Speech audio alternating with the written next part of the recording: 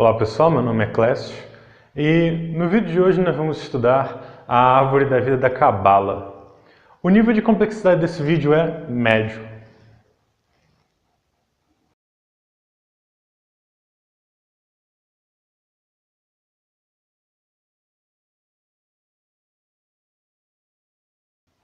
Bem, primeiramente vamos nos localizar a respeito da doutrina que estamos estudando. Cabala é uma doutrina originalmente criada pelos judeus na Idade Média e sua base doutrinal é baseada principalmente em 3 livros: o Sefer HaYetzirah, o Sefer HaBahir e o Sefer HaZohar.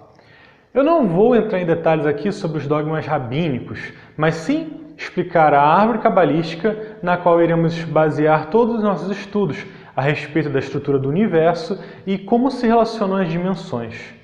Então, vamos lá. Então, primeiramente temos a tríade divina, Keter, Hokmah e Binah. Essa é a tríplice força que tudo cria, a trindade, que no cristianismo chama-se Pai, Filho e Espírito Santo, e no hinduísmo chama-se Brahma, Vishnu e Shiva. Todas as doutrinas, religiões, seitas, remetem a 3 forças que criaram todo o universo. Primeiramente temos Keter, e aqui poderíamos dar inumeráveis descrições dele. Mas vamos simplificar tudo, pois estamos apenas começando nossos estudos.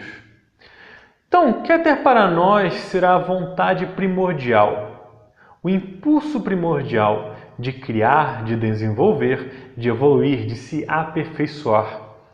Keter é a característica mais perfeita e precisa para descrever o que nós realmente somos, uma vontade do absoluto, um impulso de ser, uma inquietação que nos move. Claramente estamos falando de algo expressamente abstrato e incognoscível. Keter não é comprovável pelos sentidos. O observador não pode ver a ele mesmo, mas sim apenas se expressa como uma grande testemunha de tudo. Então, no primeiro vídeo falamos sobre o universo, as dimensões, sua estrutura e organização. Tudo aquilo que é testemunhado, pois não há como se falar do testemunhador. No primeiro vídeo falamos da lógica que tudo cria, a vontade que tudo manifesta, pois o que é a matéria senão regras, leis, ordens? A matéria é feita de leis criadas por esta vontade primordial. Um elétron só orbita um próton porque há uma lei que governa a atração dessas cargas. E o próprio próton só existe pois há uma lei que dita a união de quarks. E o próprio quark, observado muito a fundo e a miúde, não é mais que uma vontade, uma onda, uma inquietação, uma perturbação no equilíbrio cósmico. E a união de ondas gera outras ondas, e a união destas, mais ondas.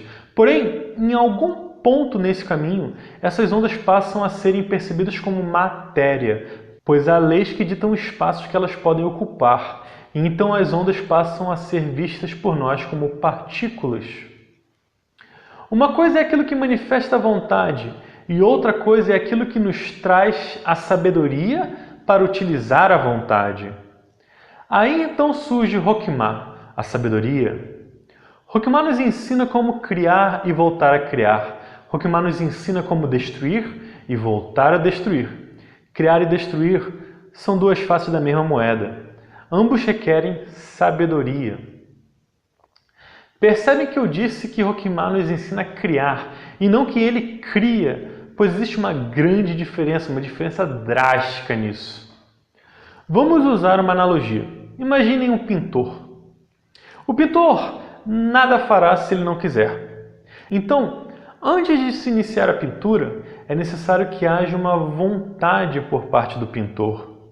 Uma vontade de manifestar algo que habita em seu interior. Mas vontade pura não é suficiente para manifestar esta obra. Ele precisa saber como pintar, como mesclar as tintas, que tipo de tinta usar, que tipo de tela usar, que tratamento será feito na tela ou nas tintas para conseguir o efeito desejado, etc. Um lápis de cor dará um efeito diferente de usar giz de cera, que será diferente da tinta guache, que será diferente da tinta a óleo. Então, para cada tinta dessas, há uma tela mais apropriada. Porém, querer pintar e saber pintar não é suficiente para criar uma pintura. É necessário também saber o que pintar. Qual a obra que ele quer criar, que ele quer manifestar. Aqui chegamos a Binah. Percebam que Keter é a vontade de pintar, Hokmah é a ciência da pintura e Binah é a forma de manifestar.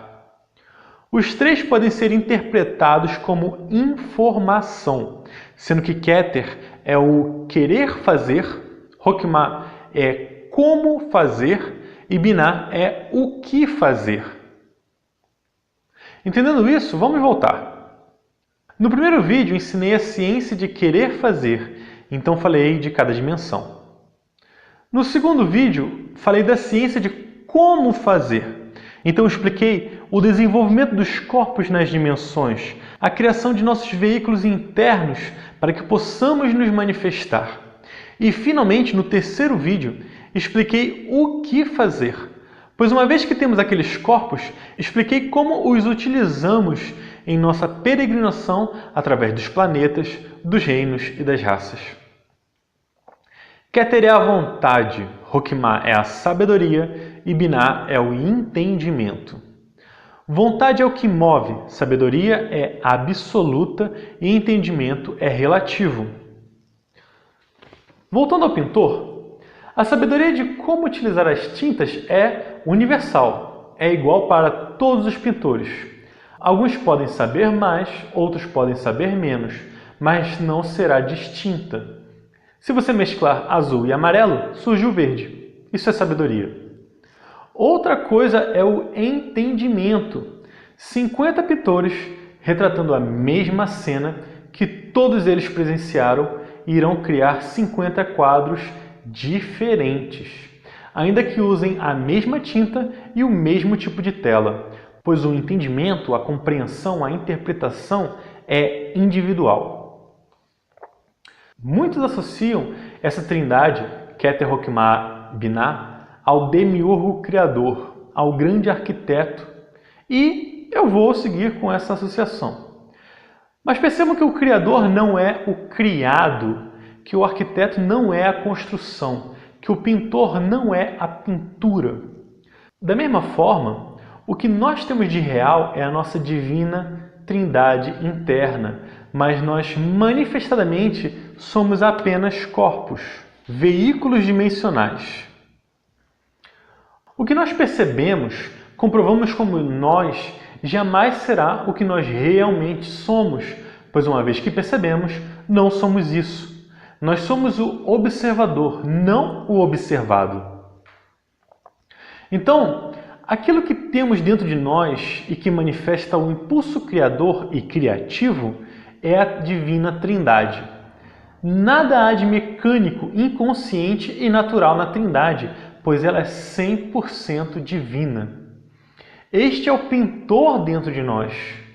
Por outro lado, nossos corpos físico, vital, mental, astral, causal, buddha e atma são meramente a pintura. São os veículos para nos manifestarmos nestas respectivas regiões.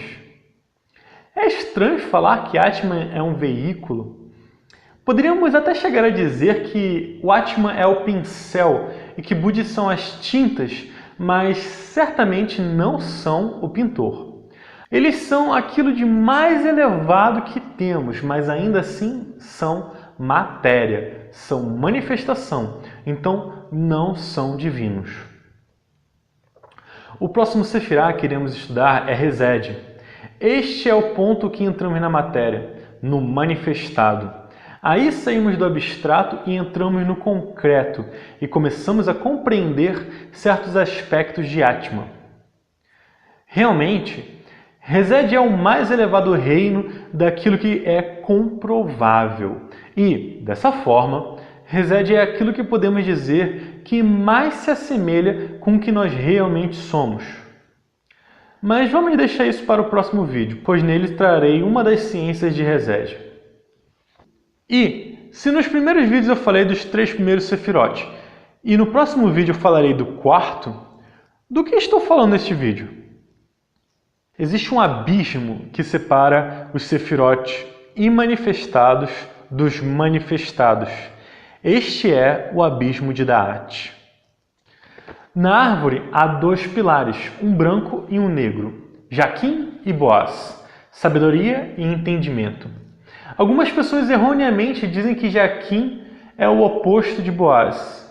E eu digo erroneamente entre aspas, pois realmente são opostos, mas não da forma como explicam.